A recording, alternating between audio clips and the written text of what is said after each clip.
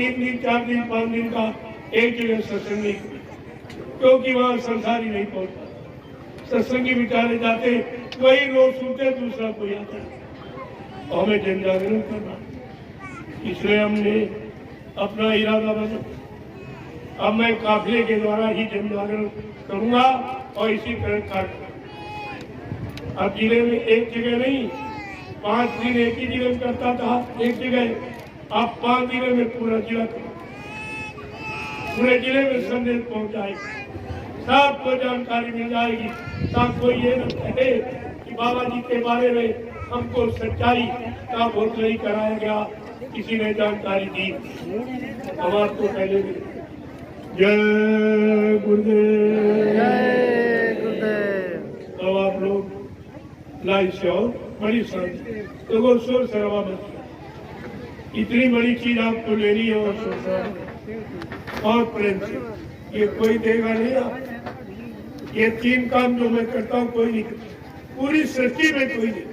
न तुम्हारा कोई दर्शन करेगा, न तुमको कोई प्रणाम करेगा, न तुम्हें आपत्ति मुसीबत बीमारी महामारी कष्टों से बचाने के लिए कोई बना के प्रसाद। ये बनाना किसी के बस की बात नहीं है। यही तो पहचान होगी जो 1 करोड़ साधु महात्मा बन गए। इनसे पूछा जाएगा, अब देश पे आपत्ति आ गई, बीमारी महामारी, अपनी भक्ति की शक्ति का प्रयोग करो, दिखाओ, कोई बीमारी कम कर दो, परेशानी तो माना जाएगा आप हटो, नहीं जेल का दरवाजा। ये देखना पड़ेगा, बड़ा दूरदर्शी का सख्त शासन हो। चलो तो आपका दर्शन करूं जल्दी, क्योंकि आगे पड़ाव पर पहुंचना। अभी रास्ते में बहुत, मैं 12 बजे रात में पहुंचता था। आप समझ कि रास्ते में कितना प्रसाद बांटता हूँ, कितने लोगों से मिलता हूँ, उनके सेवा करता हूँ और उनकी आपत्ति परेशानी मिटाने के लिए महाप्रसाद एक काम करता हुआ मैं रात्रि में 12 बजे। अब आप सोचो न सोने का समय निकाले, केवल आपसे मिलने में समय, और किसी को चिंता हिंदुस्तान में नहीं। कोई नहीं निकला, न कोई नेता निकला, न कोई महात्मा, क्योंकि इनके पास कुछ है ही नहीं हमें देंगे। ये दोनों भिखारी, वो चंदा नोट वोट मांगने वाला और ये रुपया दान दक्षिणा धोती रोटी मांगने वाला, इसलिए भिखारी बेचारे साथ। जय गुरुदेव।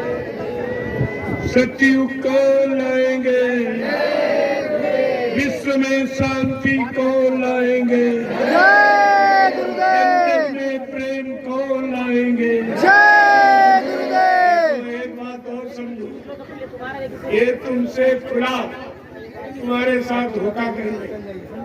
ये सब बाबा जी को जिंदा मानते और तुमको कहते मुर्दा मानते। कैसे? ये क्या कहते? बाबा जी का कहना है शाकाहारी रहना है, यानी कहना है यानी जिंदा कह रहा जिंदा, कहा था तो मुर्दा। अब ये नहीं कहेंगे कि बाबा जी का कहना था शाकाहारी रहना तो मर गए, बाबा जी मर गए, लेकिन ये कोई नहीं कह रहा। सब यही कह रहे बाबा जी का कहना है शाकाहारी रहना। तुम फिर भी नहीं समझ पाए कि है ये वर्तमान का है कि पास्ट का है कि फ्यूचर का है। ये ग्रामर बिल्कुल नहीं जानते। हमारी पढ़ाई लिखाई कहाँ चली गई, अब सबको बहका दिया, खुला बहका दिया, भरवा दिया। इनसे कहो अगर बाबा जी चले गए तो तुम ये क्यों नहीं कहते हो कि बाबा जी का कहना था शाकाहारी? ये क्यों कह रहे हो बाबा जी का कहना है शाकाहारी रहना? ये सब जिंदगी का प्रचार करते। इनको मालूम है कि हमने क्या किया, इनको मालूम है कि बाबा जी हमको मिले ही नहीं, हमने उनको देखा नहीं, तो तुम्हें कहां से दिखाएंगे? तब ये कहते जैसे हमको नहीं मिले हम तुमको भी कह रहे हो चलेगा नहीं मिलेंगे। ये प्रचार आते। जय गुरुदेव। अब आप लाइन से करें। देखो एक काम और है, वो झंडा मैंने बनवा दिया, ये भी काम कोई नहीं करता। हिंदुस्तान में जितनी पार्टियां उतने झंडे, और जितने धार्मिक लोग उतने झंडे। और इसमें भी 2 लोग उज्जैन मथुरा वाला वो भी देवगुरुओं का झंडा लगाता। लेकिन अगर तुम्हारे में सच्चाई है कि बाबा जी चले गए तो तुम झंडा लगाकर ये सिद्ध कर दो एक जीवात्मा यानी मतलब एक बीमारी उतार दो और एक भूत प्रेत को उतार दीजिए। एक बीमारी हटा दो, एक भूत प्रेत उतार दो, मैं तुम्हारी बात मान लूंगा। और नहीं तो तुमको इस झंडे के नीचे रोक के पश्चात के आंसू बहा के एक दिन आना ही पड़ेगा, क्योंकि एक झंडे की सच्चाई। लेकिन आप शाकाहारी बनने का संकल्प लो और झंडे की परिक्रमा करो, तमाम बीमारी चली जाएगी और भूत प्रेतों से जो तुम परेशान वो भी उतर जाएगी। ये काम हिंदुस्तान में कोई नहीं। हमारी सारी सच्चाई सबके सामने। तो मैं वो झूठ का प्रचार नहीं करता। अब सत्य सबको बर्दाश्त नहीं होता, सत्य कड़वा होता, इसलिए इनको खल रहा है। अरे लेकिन आज नहीं तो कल तुमको भी तो सत्य मार्ग पर आना पड़ेगा। क्या तुम दर्शन करने नहीं आओगे? लेकिन उस समय तुम चेहरा कैसे सामने, क्योंकि तुमने मुद्दे का पूछा। और आज भी कह रो बाबा जी चलिए, आज भी अभी मानने को तैयार है, जबकि ये वक्त मौका भी नहीं लोगों को दे रहे, इन्हीं को बता रहे अभी तुम जान जाओ, मान जाओ, नहीं आपको पछताना पड़ेगा। जय गुरुदेव। अब आप लोग लाइन से देखो, हमको तो कुछ नहीं चाहिए, मैं देने आया हूँ लेने। अब आप लोग मानते नहीं कि नहीं, हमारा 1 रुपया 2 रुपया 10 रुपया 100 रुपये 50 रुपये ले लो, किसी अच्छी जगह लगा दो, क्योंकि आप कहते हो हमारे पास समय नहीं, गैर गृहस्थी परिवार बाल बच्चों को छोड़ के आपके साथ। हमने कहा अगर ऐसी तुम्हारी कोई श्रद्धा सेवा भाव है तो वहां मैं आपकी एक बारी कमाई मैं विचार में लगा दिया। यही 1 2 10 20 50 आपने, मैंने तो मांगा नहीं, जो आपने श्रद्धा सेवा भाव में दिया मैंने उससे 250 बीघे जमीन खरीदी और 2 आश्रमों का निर्माण किया। मथुरा में तुमने 1 आश्रम खराब किया, मैंने 2 का निर्माण किया।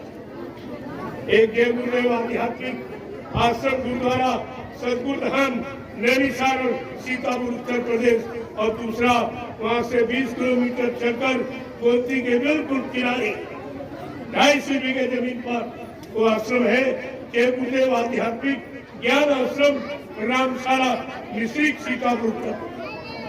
ये 2 आश्रमों का निर्माण जो आगे आने वाले भविष्य में गुरु प्रेमियों के काम आएगी।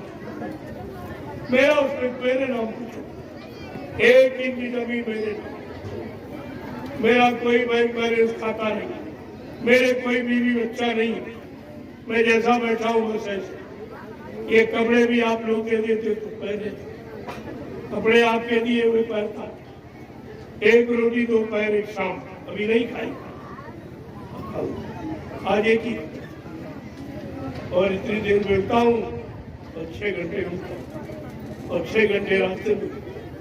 अब सोच लो 18 घंटे बैठता। आपसे कह दिया आप बैठो, कह दिया जाए 1 लाख लोगों पर हाथ रखो, तुम्हारा हाथ ही तक मेरे आप प्रसाद बांटो, तुम्हारा हाथ रखो। मैं ये रोज करता हूँ।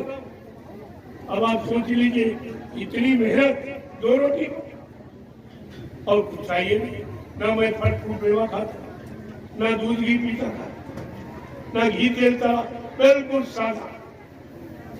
सादा भोजन। मेरा भोजन गरीब से गरीब आदमी नहीं, एकदम सादा।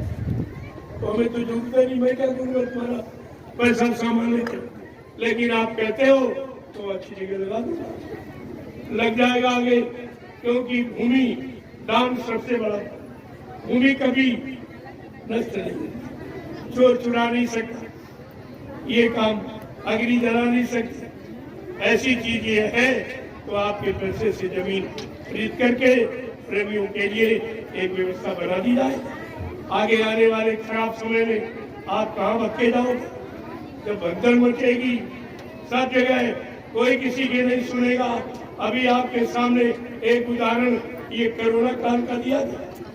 कोरोना में कोई किसी को नहीं देख रहा, पत्नी पति का रिश्ता छोड़ दिया, का इनको कोरोना हो जाए हमारे घर के बाहर लेना, न घर में रख रही, न सेवा करने छूने को तैयार, न यानी हॉस्पिटल देखने को जा रही, जब मर गया कहती नहीं हमको लाश भी नहीं चाहिए।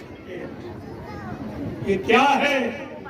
ऐसी बीमारी आई, सारे रिश्तों को खत्म किया, सारा प्रेम प्यार मोहब्बत समाप्त, एक दूसरे के प्रति प्रेम सब समाप्त। और वो क्या था? वो था व्यापार। बीमारी कुछ नहीं, कोई बीमारी। मैंने लोगों से कहा है भाई कोई बीमारी नहीं है, बीमारी तुमने पैदा की है। तुम एक काम करो, ये शाकाहारी बना दो। ये मुर्दा मांस सबसे खराब होता मुर्दा आप घर में रखते हो, तुम्हारे घर में कोई मर जाए उसको आप घर में नहीं रखते, कहते मुर्दा घर में नहीं रहेगा, घर वाला मुर्दा घर में नहीं रहेगा, गांव मोहल्ले में नहीं रहेगा, शमशान भूमि रहेगा, और बाजार वाला मुर्दा रसोई घर में रहेगा। यही तुम्हारी बुद्धि, यही ज्ञान, यही पूजा, यही तुम्हारा धर्म मजहब है। क्यों मजहब को बदनाम करते हो? मुर्दा तो न हिंदू रखता न मुसलमान।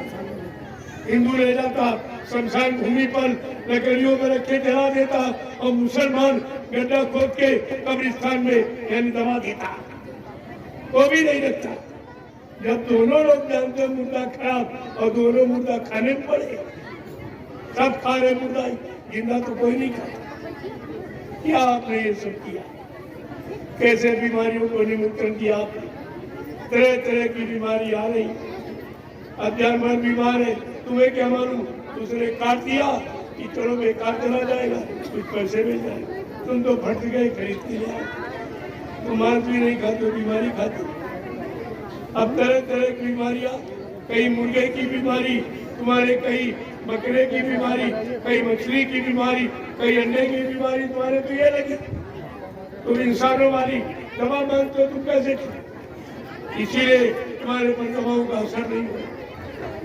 तो आप कोई विचार करो, चलो आप जल्दी से मिलोगे। जय गुरुदेव।